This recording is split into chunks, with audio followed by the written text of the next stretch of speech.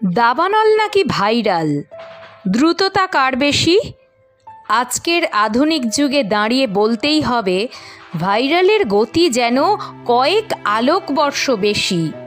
মুহূর্তে ছড়িয়ে পড়ে চারদিকে, যার কোনো আঁচই ছিল না, সেটাই এখন আলোচনার ভরকেন্দ্র। বাংলাদেশ এখন কার ভরকেন্দ্রে জানেন? তার নাম ফারজানা সিথি। শ্যামলা এই তরুণীকে নিয়ে বাংলাদেশের সোশ্যাল মিডিয়া উত্তাল। শুধু সোশ্যাল মিডিয়াই বা বলা কেন, শেখ হাসিনা পরবর্তী এই নব্য বাংলাদেশের আলোচনার ভরকেন্দ্র হয়ে উঠেছেন এখন ফারজানা। আপনাদের শোনাই ফারজানার সাধারণ থেকে অসাধারণ হয়ে ওঠার গল্প। তাকে বলা হচ্ছে বাংলাদেশের বাঘিনী। সত্যি এমনই তেজ তাঁর। এতেই থেমে থাকা নয়, অগ্নিকন্যা, আয়রন লেডির মতো অসংখ্য বিশেষণ জুড়ে যাচ্ছে সিথির নামের সঙ্গে। বলতে দ্বিধা নেই, তাঁর অ্যাটিটিউডের সঙ্গে প্রত্যেকটা বিশেষণই বেশ জুৎসই। একটা ভাইরাল ভিডিও থেকে ফারজানা সিথির সামনে আসা সে দৃশ্য এক পুলিশ স্টেশনের। কয়েকজন তরুণী ধরে এনেছেন এক দুষ্কৃতীকে। অভিযোগ, সেই যুবক নেশাগ্রস্ত অবস্থায় শ্লীলতাহানি করেছে। অন্য এক ভিডিওতে দেখা গিয়েছে সেই যুবক স্বীকারও করছে অভিযোগ। যদিও কোনো ভিডিওরই সত্যতা যাচাই করেনি বেঙ্গল পলিটিক্স।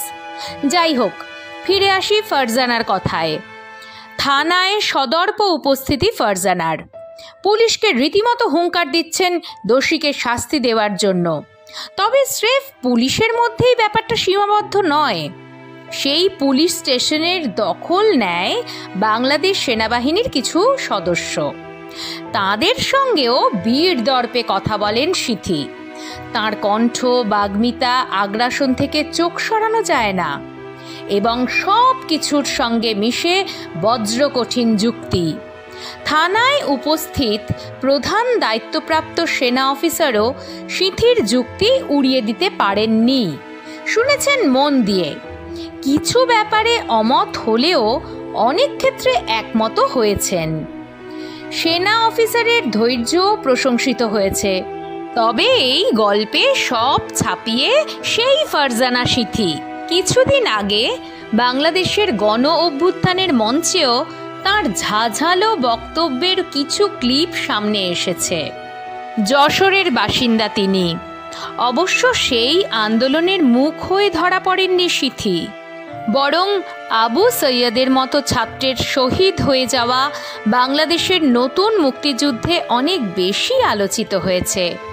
এখন বাংলাদেশে নোবেল পুরস্কার জয়ী মোহাম্মদ ইউনূসের নেতৃত্বাধীন অন্তর্বর্তীকালীন সরকার। অনেকে বলছেন নতুন বাংলাদেশ, স্বাধীন বাংলাদেশ। সেই বাংলাদেশে যেন নারী আন্দোলনের নতুন সংজ্ঞা হয়ে ধরা দিয়েছেন সিথি। সিথির আচরণে অনেকে খুঁজে পেয়েছেন ঔদ্ধত্য। তাঁরা মনে করছেন সেনা অফিসারের সঙ্গে এতটা আগ্রাসীভাবে কথা বলা উচিত হয়নি সিথির। সেনা অফিসারের সঙ্গে আগ্রাসী কথা বলা নিয়ে পরে সোশ্যাল মিডিয়ায় ক্ষমাও চেয়ে নিয়েছেন সিথি। কিন্তু যে অন্যায়ের বিরুদ্ধে রুখে দাঁড়িয়েছেন তা নিয়ে কোনো আক্ষেপ নেই, বরং গর্বিত। ফারজানা সিথি কেমন সে বিচারের ভার আপনাদের। তবে তাকে দেখে দুটো লাইন না বললেই নয়। ডান হাতে তোর খড়গ জলে, বাঁ হাত করে শঙ্কাহরণ।